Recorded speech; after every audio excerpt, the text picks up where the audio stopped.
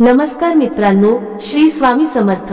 नवऱ्याला व मुलांना ही एकच वस्तू खाऊ घाला, कधीच ते तुमच्या शब्दाबाहेर जाणार नाहीत। मित्रांनो, तुमच्या घरातील मुलं तुमच ऐकत नसतील, सतत चिडचिड करत असतील, खूप हट्टीपणा करत असतील, किंवा जर तुमचा नवरा तुमच ऐकत नसेल, दुसऱ्या व्यक्तीच्या प्रभावाखाली असेल, तुमच्या घरी पैशाशी संबंधित समस्या असतील, तर ही एकच वस्तू तुमच्या मुलांना व नवऱ्याला खायला द्या आणि 7 दिवसातच त्यांच्यात झालेला बदल बघा।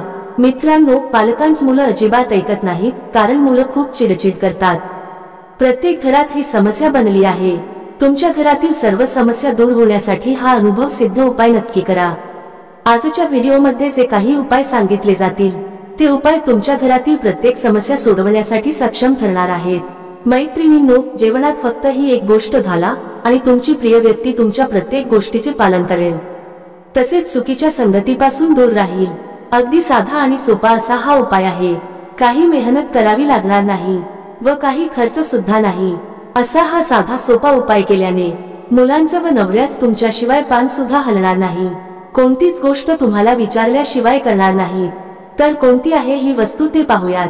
त्यासाठी व्हिडिओ अगदी शेवटपर्यंत पहा आणि तुमची ही श्री स्वामी समर्थ महाराजांवर श्रद्धा भक्ती असेल तर व्हिडिओला मनापासून एक लाईक नक्की करा आणि कॉमेंट बॉक्स मध्ये श्री स्वामी समर्थ लिहायला विसरू नका।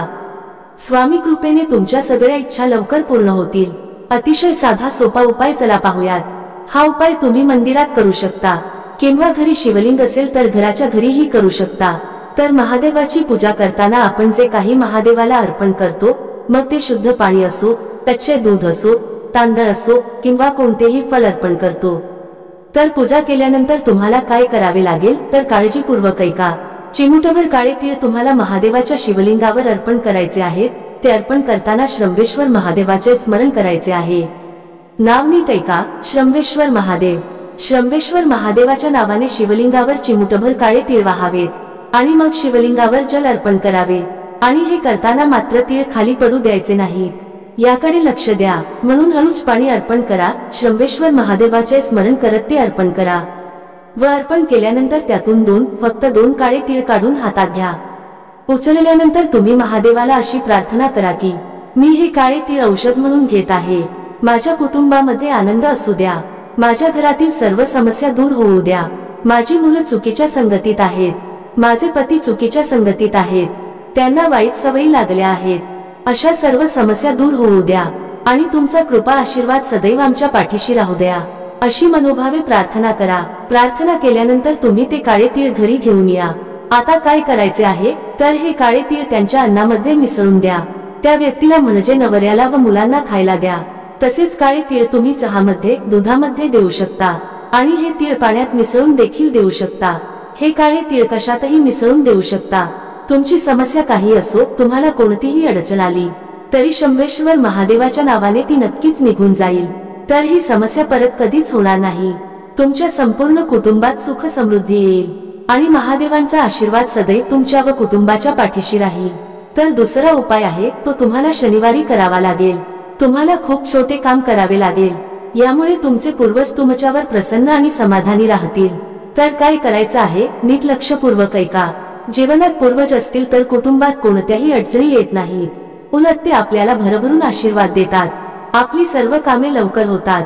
सर्वप्रथम, जर जीवनात पैशाची कमतरता असेल आणि कुटुंबात दुःख असेल तर हा उपाय नक्की करा। आपल्या घरामध्ये पैसा आला तर आनंद येतो। तुम्हाला काय करायचे आहे की शनिवारी पिंपळाच्या झाडाची पूजा करायची आहे व तुमच्या पितरांना आनंद मिळावा म्हणून ही एक गोष्ट करा। तर पहिली गोष्ट म्हणजे शनिवारी स्टीलच्या भांड्यात शुद्ध पाण्यामध्ये 2 चमचे कच्चे दूध घालून पिंपळाच्या झाडाच्या मुळामध्ये ते अर्पण करायचं आणि ओम महालक्ष्मी नमः, ओम महालक्ष्मी नमः या मंत्राचा सतत जप करायचा। असे केल्याने तुमच्या जीवनात महालक्ष्मी वास करते आणि धनाची कधीच कमतरता भासत नाही आणि तुमचे पूर्वजही तुमच्यावर खुश राहतील। आता दुसरी गोष्ट म्हणजे पिंपळाच्या झाडात गोल मातीचा दिवा जो आहे तो मोहरीच्या तेलाचा दिवा लावायचा आहे। तुम्ही भगवान विष्णूसाठी गोल मातीचा दिवा लावायचा आहे। तसेच त्याच वेळी तुम्ही पिंपळाच्या झाडाला हात लावा आणि तुमची जी काही इच्छा असेल, जी कोणती मनोकामना असेल ती सांगा। पिंपळाच्या मुळामध्ये मुंग्यांसाठी थोडीशी साखर, बोट साखर तुम्ही ठेवू शकता। साखरदान ठेवा, अगदी 1 चमचा ठेवा आणि परत घरी या। यामुळे तुमचे पितर खूप आनंदी होतात आणि या उपायामुळे तुमच्या आयुष्यातील सर्व समस्या दूर होतात। पितरांशी संबंधित अनेक समस्या, रोग सर्व काही निघून जातं। घरामधील भांडणं थांबतात व यामुळे घरामध्ये पैसा येऊ लागतो। शनिवारी अशाच प्रकारे फक्त तांदळाचा वापर करायचा आहे। तुम्ही अर्धी वाटी तांदळ घेऊ घ्या, फक्त ते अर्धे घेऊ नका, साबूत असे तांदूळ घ्या। तांदूळ अखंड असल्याची तुम्ही खात्री करून घ्या। कच्चा तांदूळ घ्यायचा आहे। तुम्हाला फक्त एक चिमूटभर काळे तीळ, त्याबरोबर भाताचे धान्य घ्यायचे आहे। ते कोणत्याही दुकानात कुठेही उपलब्ध होते, कोणत्याही पूजा साहित्याच्या दुकानात सहज उपलब्ध होते। तर काय करावं, हे धान्य एक वाटी घ्या। 11 वाजेपर्यंत घरातील सर्व लोक जागे आहेत, जोपर्यंत झोपेला जात नाहीत तोपर्यंत हा उपाय करू नका। तुम्हाला घरातील प्रवेशद्वाराच्या बाजूला डाव्या बाजूला एक वाटी ठेवून द्यायची आहे। झाकण काढून बाजूला ठेवा। ही वाटी प्रदोष काळात न ठेवता रात्री सर्वच सण घरी आल्यावर 11 नंतर सगळे झोपायला गेल्यावर ठेवू शकता। दुसऱ्या दिवशी सकाळी उठून स्नान वगैरे करून महादेवाच्या मंदिरात जावे लागते। घरातील तांब्याच्या भांड्यातील पाणी घेऊन तांब्यात त्यात ते चिमूटभर काळे तीळ मिसळून तांदळाचे धान्य, भाताचे तुकडे टाकावे। ही भाताची वाटी घ्या आणि आपल्याला हे शिवलिंगावर अर्पण करायचे आहे। श्री शिवाय नमस्तुभ्य हा जप करायचा आहे। या भातांना तिन्ही गोष्टींपैकी 2-2 दाणे घ्यायचे आहेत, म्हणजे तुम्हाला तांदळाचे 2 दाणे उचलावे लागतील, तिळाचे 2 दाणे उचलावे लागतील आणि भाताचे 2 दाणे उचलावे लागतील। हे धान्य तुमच्या घरी घेऊन यायचे आहे। सर्व लाल कपड्यामध्ये बांधून ठेवायचे आहे। नंतर आपल्या तिजोरी असलेल्या ठिकाणी किंवा मग जिथे आपला व्यवसाय करत असाल, आपण तिथे दुकान असेल किंवा ऑफिस असेल त्या ठिकाणी तिजोरीमध्ये हे ठेवू शकता। या उपायाचा अवलंब केल्याने तुमच्या घरामध्ये कधीही पैशाची कमतरता भासणार नाही आणि सफलता असेल। तुमच्या घरात महालक्ष्मी वास करेल। हा एक अतिशय सुंदर असा उपाय आहे।